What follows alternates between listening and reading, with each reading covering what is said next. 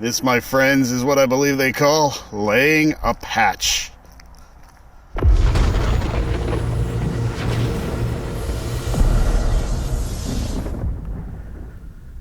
In a video that's long overdue, let's fire the car up with the new Spragless torque converter, take it for a drive, and if all works out well, do a test hit off the trans brake.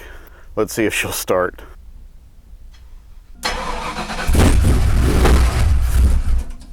Oh, fired right up.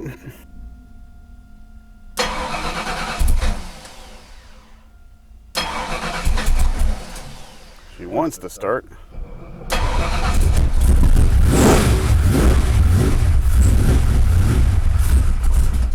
It's a little cranky. It's 48 degrees out here.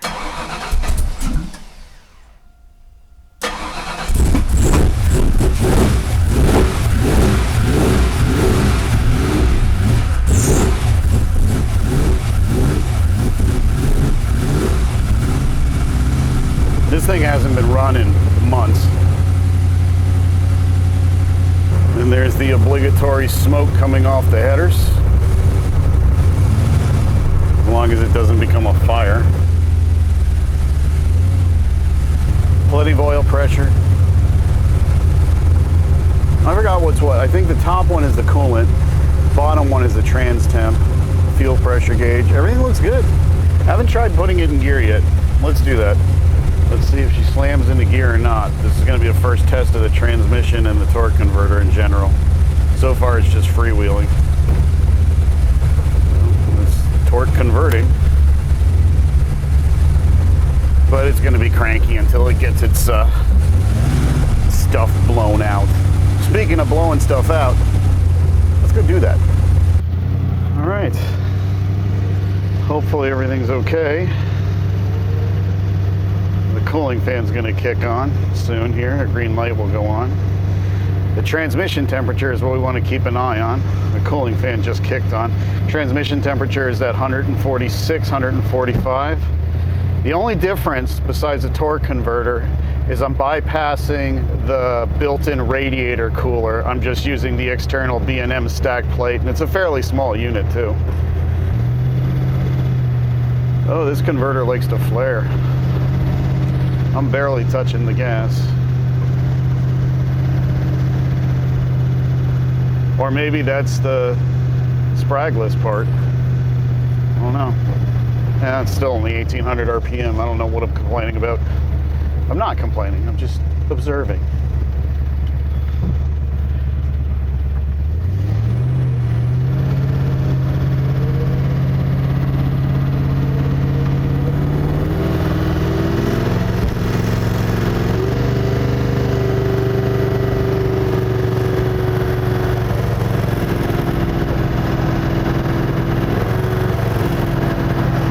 Drive a little different. It feels like the converter's looser than it was before. I'm not sure that it is. I think it's, but it doesn't really feel that much different. That's the weird thing. And the temperature is actually better than it was before. Right now, coolant temperature is 165, and transmission temperature is 160, 161. I wonder if this is a cop in the Explorer next to me.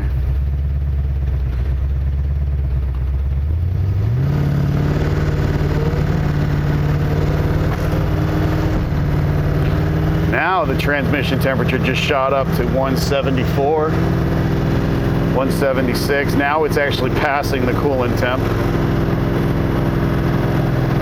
But it was always about 10 degrees higher.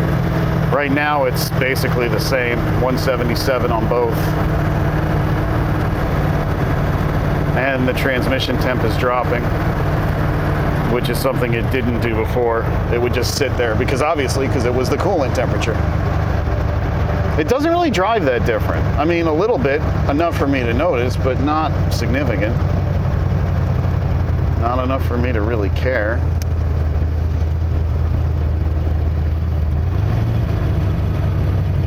It seems fine, actually. Shaking of the steering wheel.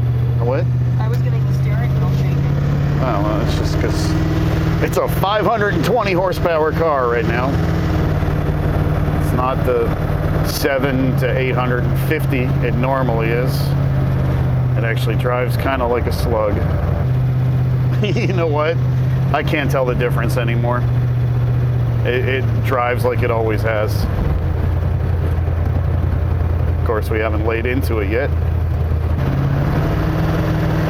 Sounds good, feels good so far. Got no complaints. It's not tacking up high. I do think this converter is maybe a touch looser on the bottom end, which is what it needs to be able to get up on the brake, which is the next thing we're gonna test. And we're gonna test that close enough to the house where we could walk home if we need to. In fact, there's a lot in a place that we own a part of. And that's what we're gonna test it. All right, so now the coolant temp is 183. I know it's hard to see because of the sun. 183, and that's where the cooling fan is set to. And the trans temp is 190, 192, 191. As long as it stays below 220 or so. What's it at now? 200. Overall, I can't tell that this is a Spragless converter. There's not a significant difference.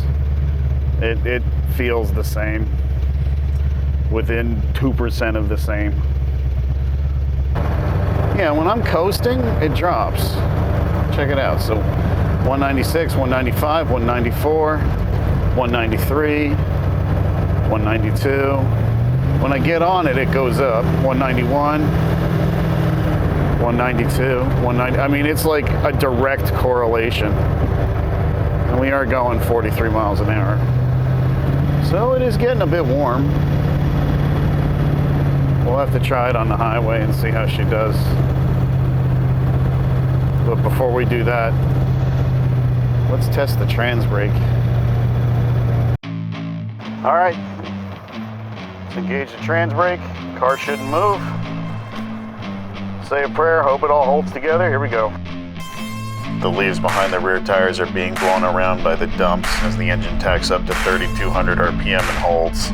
It gets up on the brake just fine.